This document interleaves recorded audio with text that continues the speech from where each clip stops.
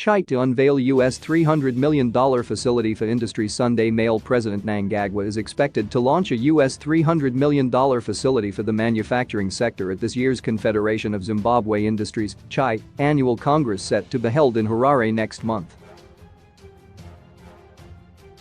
One of the major challenges that have affected the local manufacturing sector is related to unlocking fresh lines of credit to facilitate several programs such as retooling that individual firms have embarked on to boost their operational capacity and efficiency.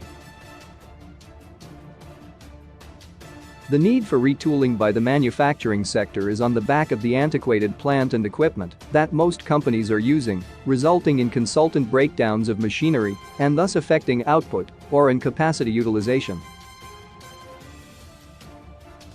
It is in this context that the government has in the past come up with several other financial packages to bail out local firms in their quest to retool and address working capital constraints. In 2018, the manufacturing sector indicated that it needed US $1.7 billion annually for retooling. Addressing journalists at the CZI offices in Harare on Friday, the industrial body's chief executive officer, Ms. Sekai Kuverika, said the first day of the three-day event would focus on funding innovations and opportunities. We are going to be having an exhibition of providers of funding to business and industry, and these include development partners and local funding institutions. One of the key highlights is that on the same day, working in partnership with Loida Capital and Raindew Trading, we are launching a US $200 million facility for industry financing, procurement of raw materials, equipment and working capital.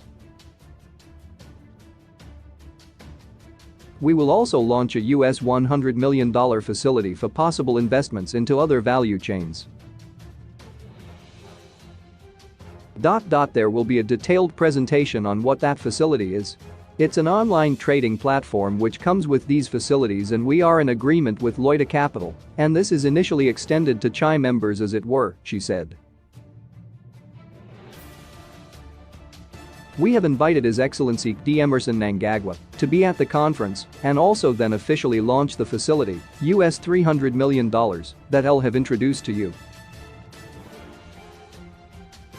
The nitty-gritties of the above facility could not be immediately established with the CZI president Mr. Kurai Matshiza, who was also at the media briefing, saying disclosing such details was tantamount to preempting information that should be provided during the launch. This year's CZI conference will be held from September 7 to 9 under the theme, Globalize. On the first day of the conference, Ms. Kuverika said, CZI chief economist Dr. Cornelius Dube is expected to make a presentation on funding for industrialization. Said the CZI chief executive officer, you will notice that we have gone through a few cycles of industrial policy in the country. We have also gone through a few phases in terms of developments in our industry and in our business, and we are coming to the end of the current industrial and trade policies which are terminating in 2023. We are beginning to have conversations build up around what would really inform the next generation of industrial and trade policies, and one of the key issues you would note is funding industrialization.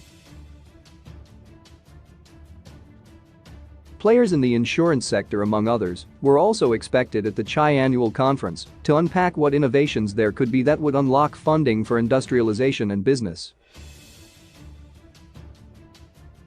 The second day of the conference, business leaders will see exchanging ideas and hearing from key presenters on issues of geopolitics, geoeconomics and the emerging trends across all the global dynamics and what these mean for Zimbabwean business and the economy at large.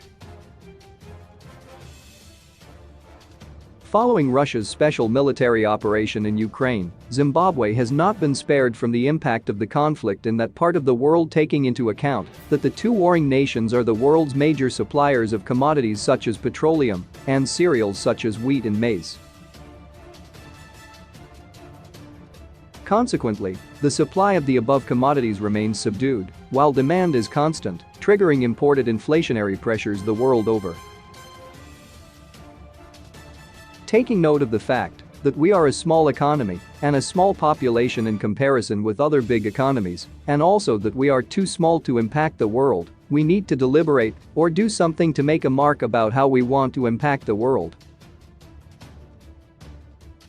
But we are also small enough to be impacted by global events in a way that can also be catastrophic, so it's important for us to also navigate through some of the global and continental developments and what they would mean for the Zimbabwean economy, and also what they would mean for business, entrepreneurship and funding of new enterprises, and for our innovation drive in the country, said Ms. Kuverica. She said delegates would look at various scenarios and try to position industry in light of the global developments. On the last day of the conference, focus will be on how industrialists and businesses build an effective economic growth coalition between themselves as private sector and the government.